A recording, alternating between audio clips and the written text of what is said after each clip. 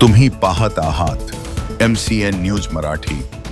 बुलढाणा जिल्ह्यातील खामगाव ग्रामीण पोलिसांनी एका हरवलेल्या तेलुगू भाषिक महिलेला तिच्या कुटुंबापर्यंत सुखरूप पोहोचवलंय। गेल्या 1 महिन्यापासून बेपत्ता असलेल्या या महिलेची आणि तिच्या पतीची भेट घडवून आणण्यात पोलिसांना यश आले असून परिसरात या कामगिरीचे कौतुक होत आहे। 31 मार्च 2026 रोजी संध्याकाळी 7 वाजेच्या सुमारास खामगाव ग्रामीण पोलीस स्टेशनच्या PSI राधा इंकर या आपल्या पथकासह पेट्रोलिंगवर होत्या। दरम्यान खामगाव ग्रामीण हद्दीतील अग्रवाल पेट्रोल पंपाजवळ एक महिला संशयास्पदरीत्या फिरताना त्यांना आढळून आली। PSI राधा इंकर यांनी विचारपूस केली असता ती महिला बोलण्यास असमर्थ असल्याचं जाणवलं। ती केवळ तेलुगू भाषेतील काही शब्दांचा उच्चार करत होती, ज्यामुळे ती नेमकी कुठून आली आहे हे समजणे कठीण झाले होते। पोलिसांनी वेळ न घालवता तिला तातडीने रुग्णालयात नेऊन तिची वैद्यकीय तपासणी केली।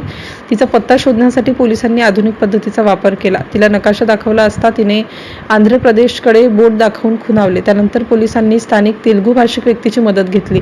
उपचारानंतर आणि विश्वासात घेतल्यावर त्या महिलेने आपल्या पतीचा मोबाईल नंबर पोलिसांना दिला। मिळालेल्या क्रमांकावर संपर्क साधला असता समोरून व्यक्ती तेलुगू भाषेत बोलत होती। भाषेचा अडथळा दूर करण्यासाठी पोलिसांनी पुन्हा एका दुभाजकाची मदत घेतली। त्यातून समजले की संबंधित महिलेचे नाव नंदिनी असून पतीचे नाव जगदीश आहे। ती गेल्या 1 महिन्यापासून बेपत्ता होती। खामगाव ग्रामीण पोलिसांनी तात्काळ आंध्र प्रदेशातील भवानीपुरम पोलीस स्टेशनशी संपर्क साधून सर्व माहिती दिली। दिनांक 2 एप्रिल 2026 रोजी तिचे पती खामगाव येथे पोहोचले। 1 महिन्याच्या कालावधीनंतर आपल्या पत्नीला सुखरूप पाहून जगदीश यांना आनंदाश्रू अनावर झाले होते। MCN न्यूज मराठीकरिता शेख अजीज शेख मोहम्मद, खामगाव।